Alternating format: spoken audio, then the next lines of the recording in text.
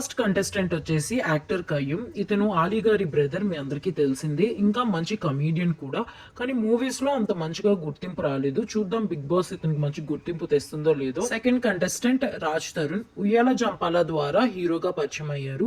News channels లో కూడా recent గా రాజ్ తరుణ్ టాపిక్ బాగా హల్చల్ అయింది. So all the best Raj Tarun.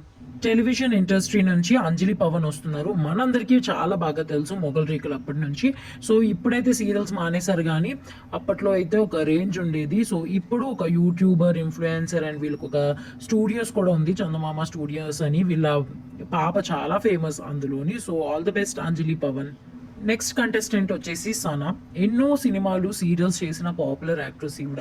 నాకు తెలిసి ప్రతి ఒక్కరికి ఈవిడ తెలుసు. సీరియల్స్తో పాటు ఇప్పుడు ఒక యూట్యూబర్ కూడా. అండ్ సమీరా షరీఫ్ గారి అత్తగారు. సో ఇప్పుడైతే చాలా సీరియల్స్ చేస్తున్నారు కదా, నువ్వు నేను, ప్రేమ, పద్మవ్యూహం, ఇవన్నీ. నెక్స్ట్ కంటెస్టెంట్ వచ్చేసి విద్యా విశాఖ. ఒక యాంకర్, హోస్ట్, మోడల్గా మీరు చాలాసార్లు చూసే ఉంటారు. అండ్ ఈవిడ స్టార్ స్పోర్ట్స్ని ప్రజెంట్ చేస్తారనమాట, క్రికెట్ కానీ ఫుట్బాల్ కానీ.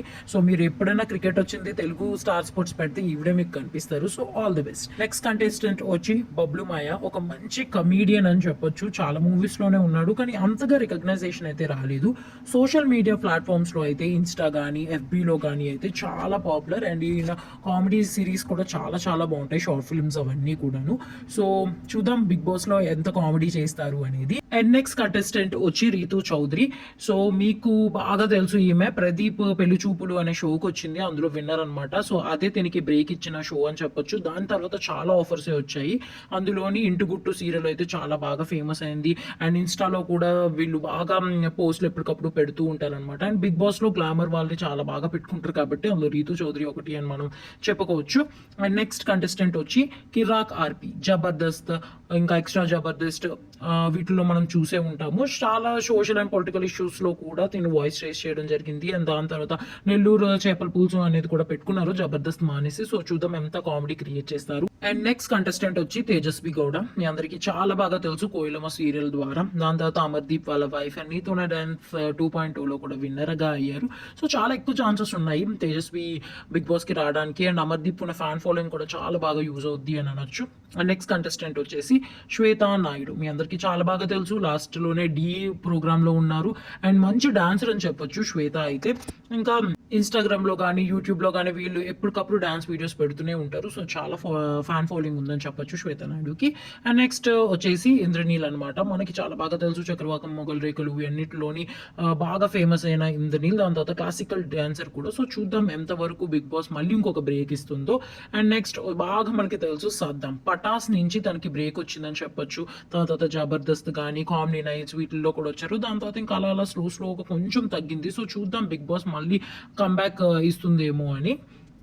సో కామెడీ పరంగా ఇంకొకరిని కూడా తీసుకునే ఛాన్స్ ఉంది, అదే యాదమ్మ రాజు అనమాట. తిను కూడా మీకు అందరికీ తెలుసు కమీడియన్. మళ్ళీ తిను కూడా పటాస్ నుంచి వచ్చాడు, తర్వాత కొంచెం జబర్దస్త్ కూడా చేశాడు, మళ్ళీ కామెడీ నైట్. సో మళ్ళీ ఇప్పుడు మళ్ళీ కొంచెంగా వీళ్ళ ఫాలోయింగ్ అయితే కొంచెం తగ్గింది. సో చూద్దాం మళ్ళీ బిగ్ బాస్ వీళ్ళకి మంచి బ్రేక్ ఇస్తుందేమో.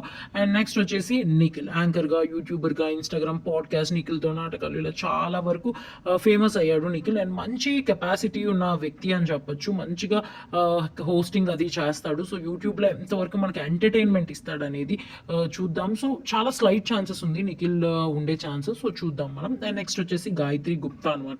ఫిదాలో మనం సాయి పల్లవికి ఫ్రెండ్ గా మనం చూసే ఉంటాం. అలా చిన్న మూవీస్ కూడా చాలా తక్కువ రోల్సే చేశారు. అండ్ ఇవిడ మోడల్ కూడా. సో చూద్దాం మళ్ళీ బిగ్ బాస్ ఈమెకి బ్రేక్ ఇస్తుందో లేదో. నెక్స్ట్ కంటెస్టెంట్ వచ్చేసి వేణుస్వామి.